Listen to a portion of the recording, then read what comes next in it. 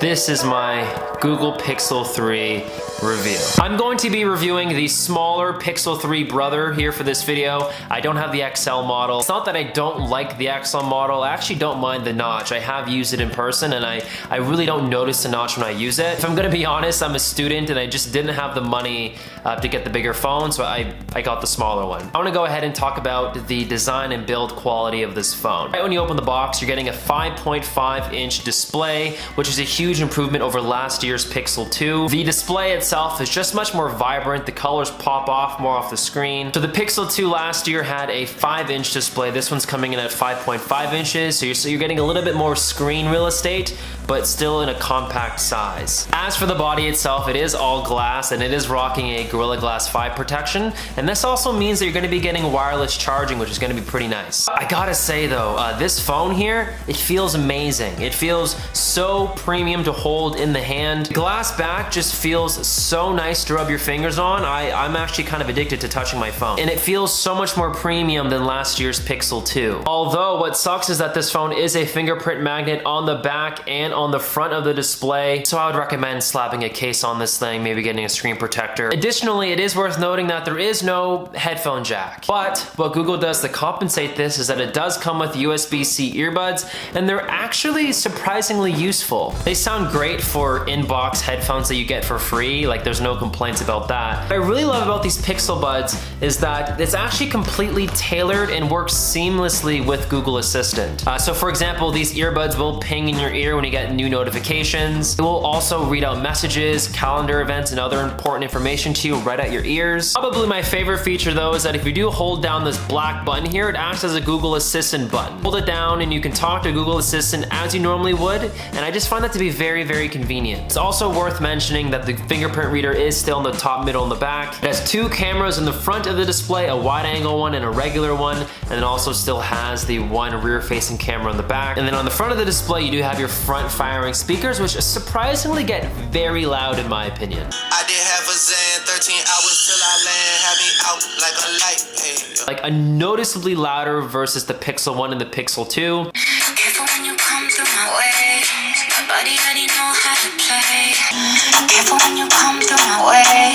My body already know how to play. From my test at least, my phone like vibrates from how loud it can get. I don't know if it's just the phone that I have, but I'm very impressed with the front-firing speakers. As for performance, you're going to be getting Android 9.0 right out of the box, and it runs buttery smooth. This phone is getting a lot of slack for the specs under the hood. It's running a Snapdragon 845 and 4 GB of RAM. It's important to remember though that specs don't tell the whole story, and real-world performance is what matters. And from my testing, Google still lives up to offering the smoothest, pure Android experience that you can find on any smartphone today. Something worth noting about Android 9.0 is the new gesture-based navigation on the phone. So for example, one swipe up will show you all the apps that are currently running on your phone. An additional swipe up will bring you to the app drawer. If you already are in an app, you can do a long swipe up and you can actually directly get into the app drawer, which is something you actually couldn't do before, so that's a nice bonus by Google. Also, if you swipe left on the home button here, it'll take you back to the previous app that you were using, or if you long hold the home button and you just move your finger left to right,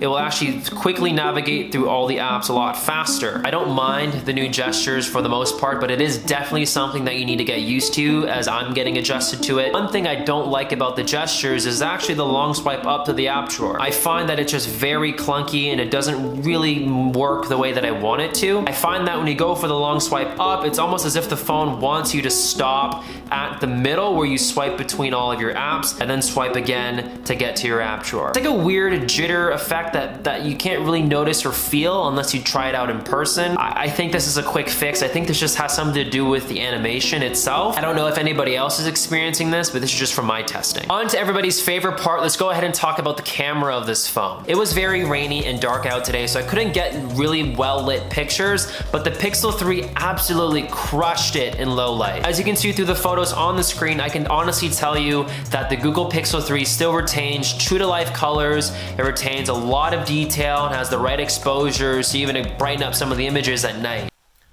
Alright, so this is a front-facing wide-angle video test of the Pixel 3. And what you're seeing right here now is the rear-facing video test shooting in 4K on the Pixel 3 as well. The new camera features are always welcome as well. The new top shot feature in this camera actually uses AI to figure out what the best photo was for that shot. So if somebody was blinking when you took a photo, Google actually would have retained a lot of information and actually would have selected a photo that had everybody's eyes open. Also, I really do like the new wide angle camera on the front of this phone. It can get super wide and you can include a lot of people in the shot, and I think this is gonna be a huge deal breaker for a lot of people who take a lot of selfies, because this is the best phone for that. There's so much to mess around with and play around with the new camera on this phone. It can be a completely separate video, but I'm just going to give you a synopsis and say that this is probably the best camera on the market today for an Android phone. As for battery life on this phone, it is running a 2900 milliamp hour battery, which is